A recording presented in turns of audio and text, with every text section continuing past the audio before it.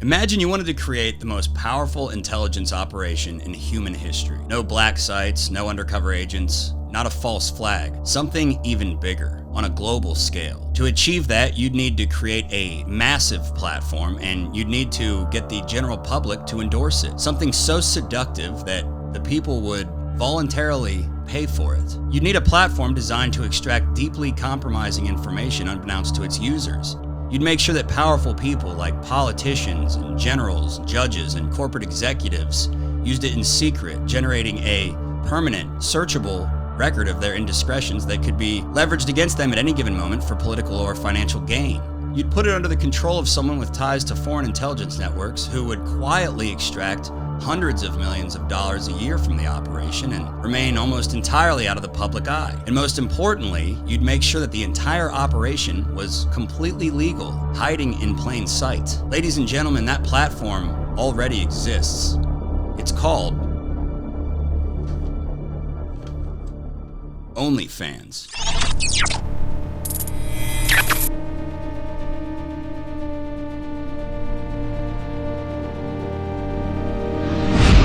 Alright, before we get into today's video, if you're new here, thank you for joining us. Make sure you sub the channel so you don't miss future content, and also like the video and drop a comment below to appease our technocratic overlords. And feel free to share this with like-minded friends because this type of content doesn't typically get pushed by the algorithm. And like I said, if you're new, you can watch all of our documentations and other Street Gonzo content on the channel. We have a ton of stuff coming out this month, including a mini doc on AI that we shot in Vegas, a doc on the Bright Line, the killer train in Florida, as well as some other stuff from Vegas and Florida. I also want to let you guys know about today's sponsor, MyBookie, because they are currently supporting operations over here at Street Gonzo HQ. And all this stuff that we've been doing, it costs money. Flights, editors, cameramen, you get the idea. So if you support real journalism and the work that we're doing, go to mybookie.ag, use code GONZO, G-O-N-Z-O, and sign up. You can bet on all the major sports, casino games, slots, blackjack, baccarat, you name it. You can even bet on weird shit like the Academy Awards and elections, if you still believe in those. If enough people sign up, they're going to continue funding what I'm doing. So do me a favor and go do that. Also, check out Newtonic. Chris sends me 3 boxes of these every month to help me keep my bathtub orange usage to a minimum. And speaking of bathtub orange, I've actually got a new shirt that I designed that should be coming out on the website soon, streetgonzo.shop. And I actually just put this shirt up there. If you like this shirt, go buy it. It's 30 bucks. Link is in the bio. All right, let's get into this thing. So, damn it, where's the fucking paperwork?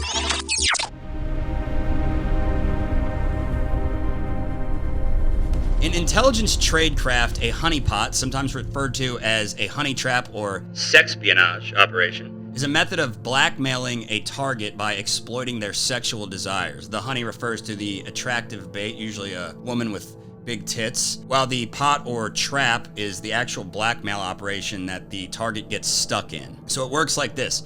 An operative lures a target into a compromising situation, typically involving some form of illicit sexual activity, so the target can then be exploited for any number of reasons. Financial extortion, access to classified information, personal secrets, political influence, pushing legislation, controlling behavior, forcing decisions.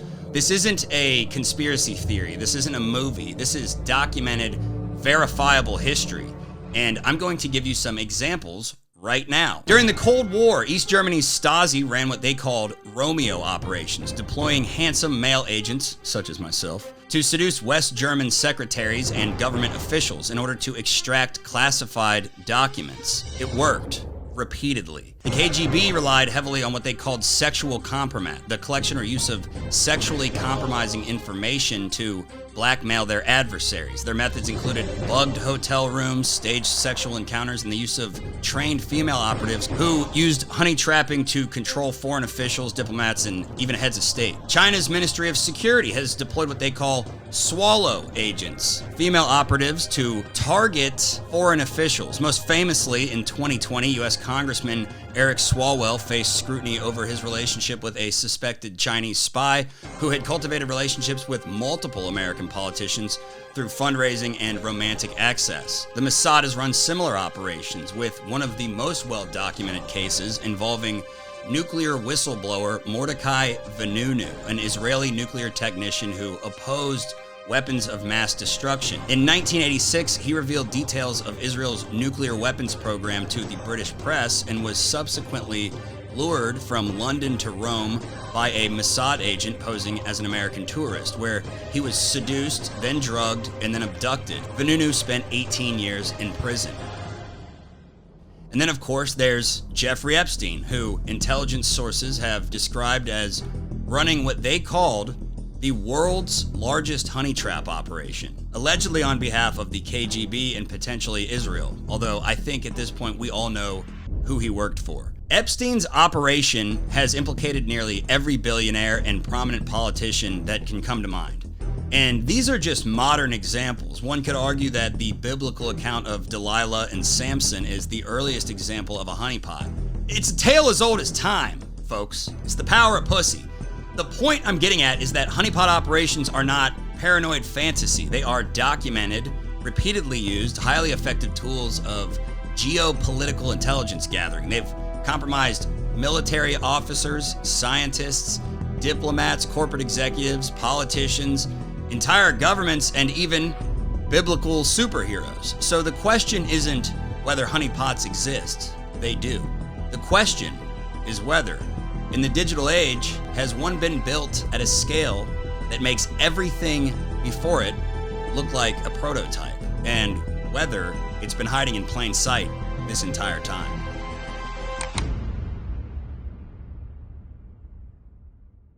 OnlyFans was founded in 2016 by Tim Stokely, an Essex-born British entrepreneur who launched the platform with a £10,000 loan from his father. In 2018, a largely unknown figure named Leonid Radvinsky purchased a 75% controlling stake in OnlyFans' parent company, Phoenix International Limited, for a reported figure of around $30 million. Radvinsky, who died of cancer in March 2026, age 43, was a Ukrainian-American billionaire born in Odessa to a Jewish family who immigrated to Chicago as a child. After the acquisition, OnlyFans transformed almost immediately into what it is today, the dominant adult content subscription platform in the world. Under Radvinsky, the platform grew from 13 million users to over 300 million. By 2024, he was personally collecting approximately $1.9 million every day. His net worth was estimated to be $4.7 billion at his death. But here's what's striking about Radvinsky. For a man who built a $6.6 billion a year business, he was almost completely invisible. He gave no interviews, he made no public statements. He lived in a $19 million oceanfront condo in Miami and somehow managed to stay almost completely out of the press. And this is in an era where tech billionaires are all over the news. Musk, Zuckerberg, Bezos. I mean, they've all even been to the White House multiple times. And Radvinsky is a ghost. He left almost no visual record of his own existence upon his death, and even went as far to ban users on his own platforms who attempted to share images of him online, which is wildly hypocritical given that his entire business is sharing images of people online. It's alleged that there are only 2 confirmed photographs of him known to exist publicly, and I've looked everywhere. There is not a single video of this guy, not one, which is really bizarre, but it gets even weirder. He operated for years under the online alias Admin Leo, keeping his real identity completely hidden even from the creators that used his platform. For example, Sophie Rain, one of the top earners on OnlyFans, publicly stated after his death that they had never met even once. That's f***ing weird. Now, Radvinsky died March 20th, 2026, and initially his death was unreported on by mainstream news for days. And that's because he had basically built his life to be invisible. In intelligence tradecraft, that type of purposeful erasure of one's public identity has a name. It's called maintaining cover. Maintaining cover. So what do we know about Radvinsky? Well, I know that before OnlyFans, Radvinsky's history wasn't clean. In fact, it was disgusting. In the late 90s and early 2000s, he operated websites advertising access to illegal and hacked passwords to porn sites. He also held domain names including websyoungest.com and aretheylegal.com. Websyoungest.com, aretheylegal.com. Microsoft and Amazon both have sued him for orchestrating massive spam campaigns using their brands to funnel traffic to pornographic content. Both cases were settled out of court. He also founded MyFreeCams in 2004, an adult webcam site that reportedly served more than 5 million users by 2010, building a sophisticated infrastructure for streaming, data collection, and monetization of adult content long before OnlyFans existed. This guy had been doing this for a very long time. The financial paper trail following his companies is extensive and well documented. According to investigative outlet Forensic News, which first published the SAR documents in March 2021, SAR is Suspicious Activity Reports, Bank of America, JP Morgan Chase, and Wells Fargo all filed SARs against Radvinsky's companies spanning a period of at least 13 years and flagging well over $1 billion in transactions. You know who else had $1 billion flagged in transactions with JP Morgan? Jeffrey Epstein. But it's probably just nothing. The SARs repeatedly identified patterns consistent with payment layering. That's a type of money laundering technique involving offshore payment processors in Curacao, Belize, and Germany. Furthermore, Romania's anti-money laundering agency separately requested MyFreeCam's banking records from the U.S. Treasury as far back as 2012. The Treasury Department's own Financial Crimes Enforcement Network, FinCEN, was aware of the flagged transactions for years. According to journalist Scott Stedman, the accumulated allegations eventually attracted the attention of the FBI, which reportedly opened a sprawling investigation into OnlyFans' financial activities. However, no criminal charges were ever filed against Radvinsky. Surprise, surprise. Now for the AIPAC connection. In early 2024, investigative outlet The Lever obtained confidential internal documents from AIPAC, the powerful Israeli lobbying group, showing that a donor listed only as Mr. Anonymous had pledged $11 million to the organization in the aftermath of the October 7th Hamas terrorist attack in Israel, making it the single largest donation ever recorded in the organization's history. The Lever confirmed that the personal information listed alongside the donation, including a documented wire transfer from his wife, Katie Chudnovsky, identified Radvinsky as the donor. Radvinsky denied making or pledging the donation, writing, "I don't know." When asked by The Lever, I'm not even kidding, that's a verbatim quote. Now, these documents have not been released in full, but The Lever's reporting on their contents has not been explicitly disputed by AIPAC. AIPAC's official response was a general condemnation. They called the information misstated, misinterpreted, inaccurate, or illegitimately obtained, and framed it as part of efforts to harass pro-Israel supporters. Additionally, Radvinsky's venture capital fund, Leo, had invested in Israeli tech companies with documented ties to the Technion, Israel's top technical university with deep connections to Unit 8200, widely described as the Israeli equivalent of the NSA. So when you add all of this together, a secretive billionaire with a shadowy background in the online porn infrastructure who had documented financial relationships with pro-Israel institutions as well as investments in companies with intelligence community ties, it forms a profile that is difficult, if not impossible, to ignore. And here's where the theory really begins to form.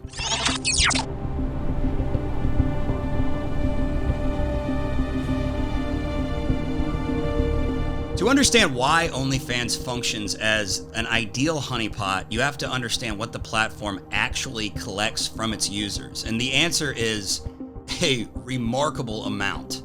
As part of the verification process, every creator on OnlyFans must provide more than 9 pieces of personally identifying information, including their full name, their home address, their date of birth, their government-issued photo ID, a KYC selfie holding that ID next to their face, their social security number, their bank account details, and their social media handles. For the subscribers, which is the men that pay for the content, the bar is lower but still significant. They need credit card details, real name, email address, and most crucially, a logged IP address with every session. Shockingly, OnlyFans chats and messages are not end-to-end encrypted, which means that every private conversation between a creator and a subscriber, every fantasy, every personal detail, every kinky request is accessible to the platform. And the platform logs each user's IP address. And while an IP address alone won't reveal someone's identity, when it's combined with the other data that OnlyFans holds, it can be used for targeted de-anonymization. They can figure out who you are based off the info. And here's what's even crazier. Former OnlyFans support employees retained access to user data, including credit card info, their driver's license, passports, full names, addresses, bank statements, and KYC selfies, long after they left the company. The company didn't respond to requests for comment on the security risk. And this is where the honeypot part of the theory gets very interesting. So think about who subscribes to OnlyFans.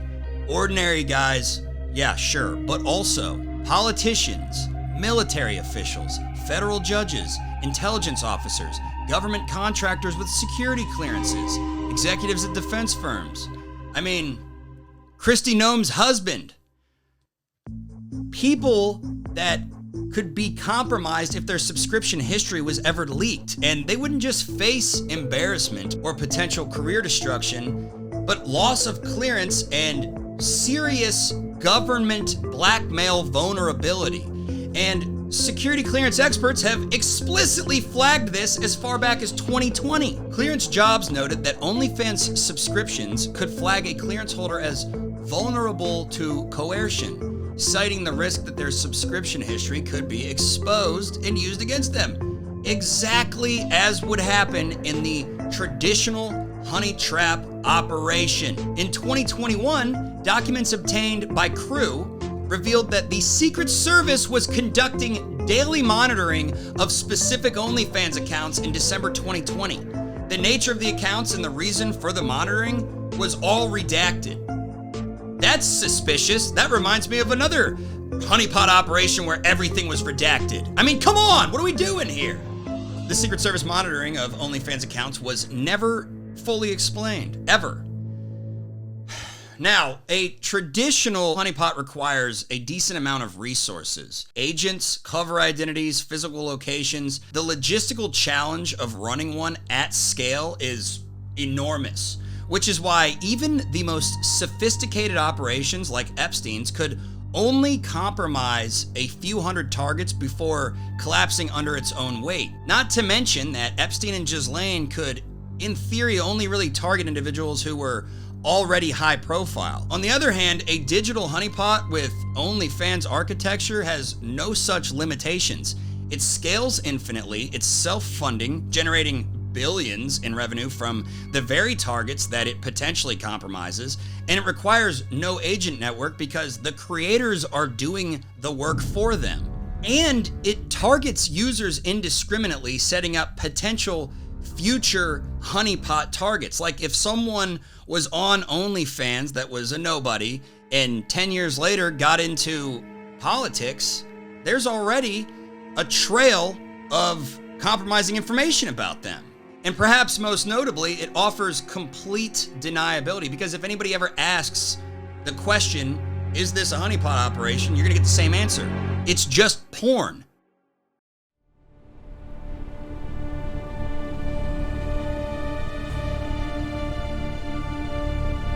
Now, my theory does not exist in a vacuum. It emerged in a very specific context, the post-Epstein world, where millions of people had already begun to absorb the reality that a wealthy, well-connected businessman could build a private network using sex to compromise powerful figures, and had done so for decades, largely without consequence. So let's seriously examine the logic of the Epstein OnlyFans comparison. Epstein's operation worked like so. Lure in powerful men using young women, document their illicit behavior through photographs and surveillance, and then leverage that documentation for blackmail purposes.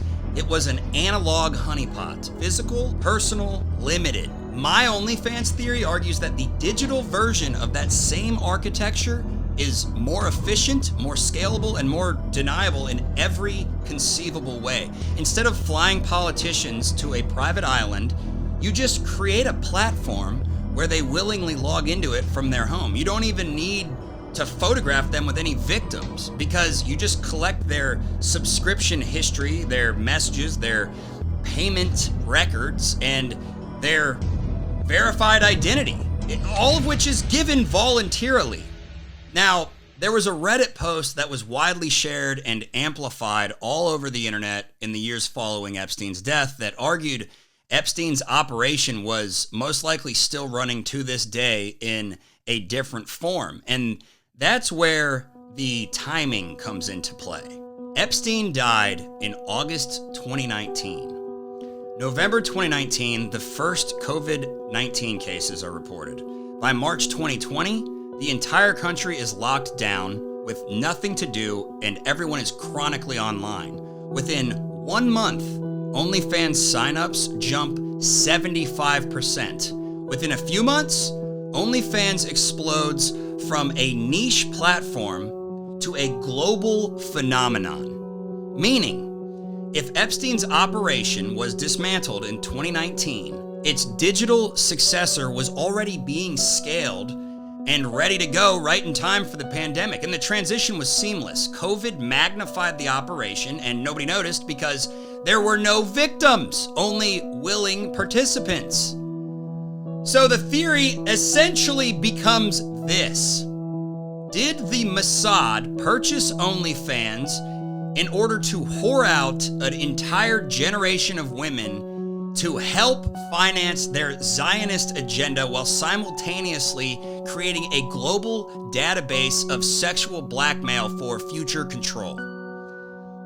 And in light of recent events, I unfortunately say that the following is completely plausible. Epstein was the prototype. OnlyFans is the final product.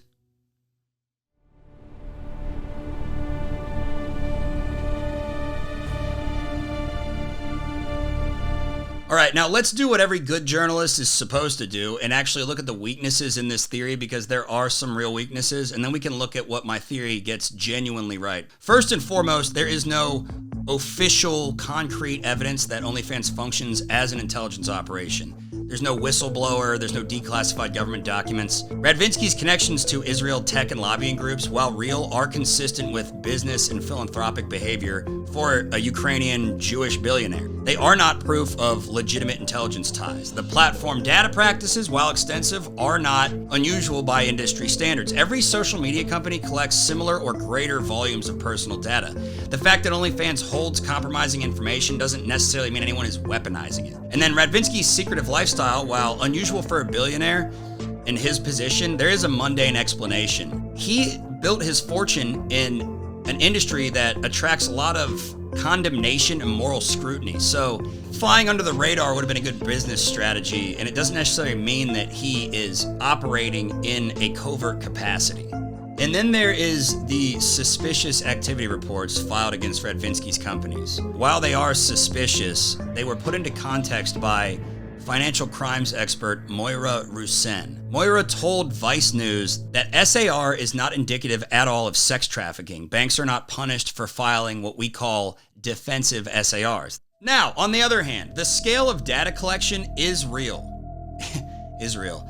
OnlyFans has 373 million registered users, which represents the largest database of personally identifying information linked to sexual behavior in human history. The blackmail vulnerability is also real, and security clearance professionals have explicitly warned that OnlyFans subscriptions can create coercion risk, and the platform's lack of end-to-end encryption for the messages is a documented fact.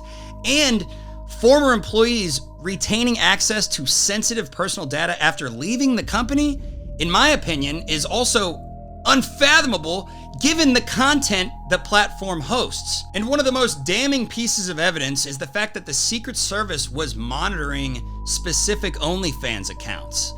That suggests that the United States intelligence agencies, at minimum, take seriously the idea that the platform can intersect with national security concerns, at minimum.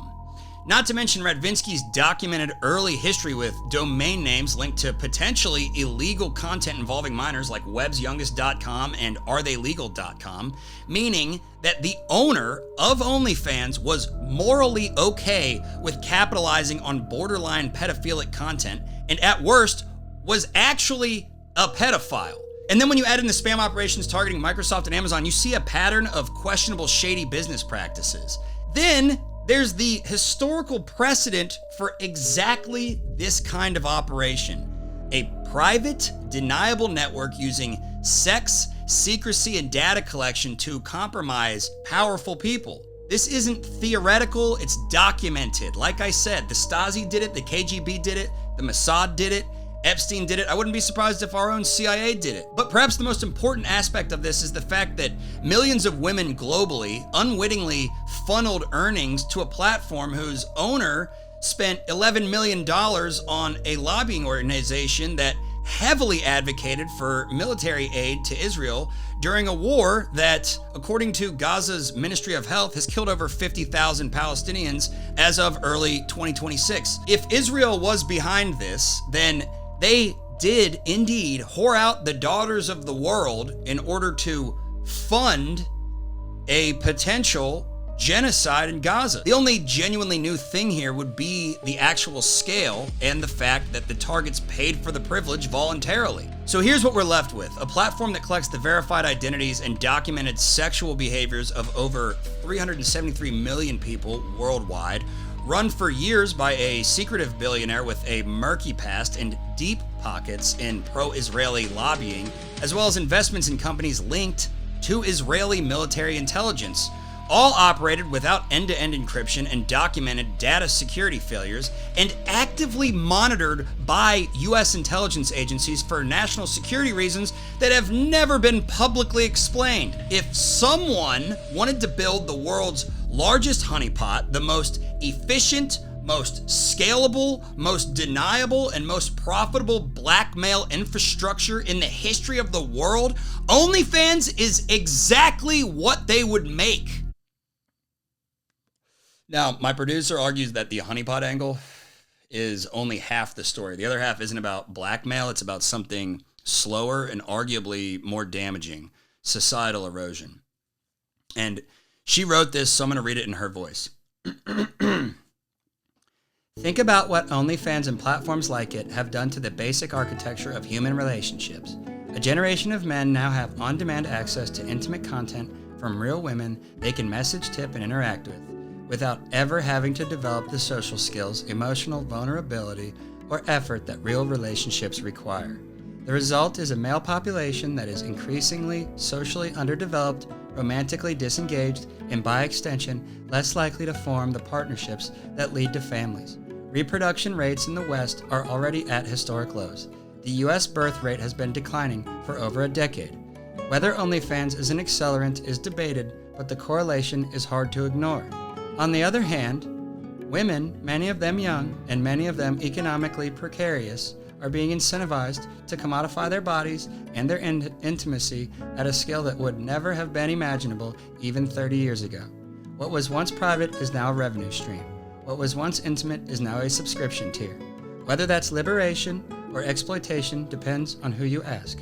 But the systemic effect, men retreating from real relationships, women monetizing the stimulation, and a platform owner extracting billions from the transaction, looks a lot less like a free market success story and more like the engineered collapse of the social contract. That actually kind of made sense. But is this intentional? That's the real question here. Nobody in Congress has asked any of these questions. No investigative journalist has subpoenaed these records. That's I take personal responsibility for that. And no intelligence oversight committee has launched a formal inquiry. And maybe that's because there's nothing there, and it's a series of interconnected coincidences, and I'm paranoid. Or maybe it's because the people who would need to ask those questions have an account and they know what's on their own hard drives. We will never know for certain, that's for certain, because we live in a post-truth age. But the fact that the question has never been seriously examined at that scale about this platform is in itself sort of an answer. So, do you think OnlyFans is more than it seems? Let us know in the comments below, and don't forget to like, share, subscribe, hit the notification bell, all that good stuff. Thanks for watching. See you next time.